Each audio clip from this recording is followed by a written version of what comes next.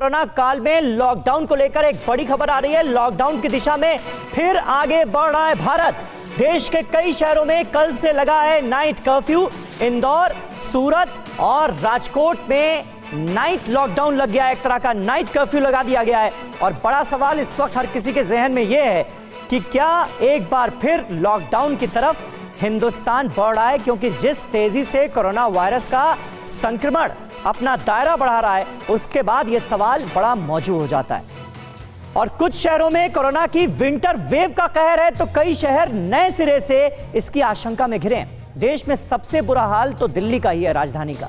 अंदाज इसी बात से लगाया जा सकता है कि पूरे देश में पिछले 24 घंटे में जहां 499 लोगों की जान कोरोना से गई, वहीं सिर्फ दिल्ली में 111 लोगों की जान एक दिन में चली गई कोरोना की वजह से। ऐसे में देश के दो मेट्रो शहरों मुंबई और दिल्ली के बीच जरा फर्क को समझते हैं, जानते हैं कि आखिर मुंबई कैसे कोरोना को कंट्रोल करने में सफल रही, जबकि दिल्ली में हालात कंट्रोल से बाहर हो गए। यह समझिए, मुंबई में विपक्षी सवालों के बावजूद सरकार पाबंदियों पर अड़ी रही।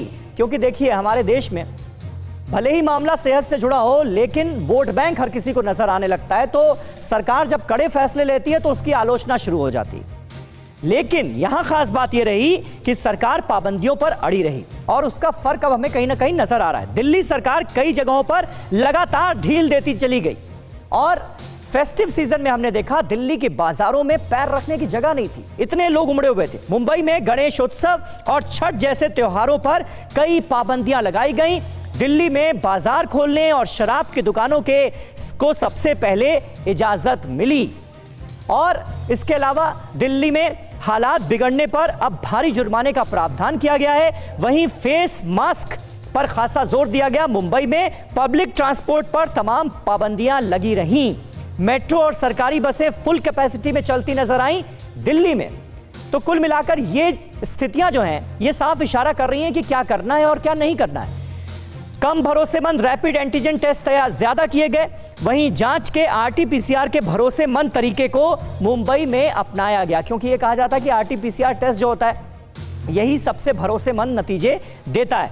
इसके अलावा मुंबई में पॉजिटिव पाए जाते ही तुरंत अस्पतालों में लोगों को दाखिल कराया गया, लेकिन दिल्ली में मरीजों को घरों में ही रहने की छूट सबसे ज्यादा दी गई। होम आइसोलेशन पर खासा जोर दिया गया। इसके अलावा महाराष्ट्र सरकार, बीएमसी और मुंबई पुलिस ने मिलकर रणनीति बनाई, स्ट्रैटेजी बनाई, एक कोऑर्डिनेशन नजर आया। लेकिन दिल्ली में यह दिक्कत तो हमेशा से रही है, केंद्र सरकार और दिल्ली सरकार की आपसी खींचातनी जो नजर आती है उसकी वजह से वो कोऑर्डिनेशन यहां पर नजर नहीं आ पाया। बहरहाल शुरू से ही अस्पतालों में युद्ध स्तर पर इंतजाम किए गए मुंबई में। वहीं अभी भी दिल्ली में कम आईसीयू बेड्स को लेकर माथापच्ची चल रही है। मरीजों की संख्या ज्यादा है, आईसीयू बेड्स कम पड़ रहे हैं, इसलिए कई बार बहुत सारे ऐसे मरीज जिन्हें आईसीयू बेड्स की जरूरत है, वेंटिलेटर की जरूरत है, उन्हें भी नहीं मिल पाता है। और ये बात जो है ये अपने आप में जानलेवा साबित होती है। और दिल्ली के साथ सबसे बड़ी बात यह कि इस वक्त शहर का प्रदूषण और मौसम जो है वो कोरोना के लिए मुफीद माना जा रहा है।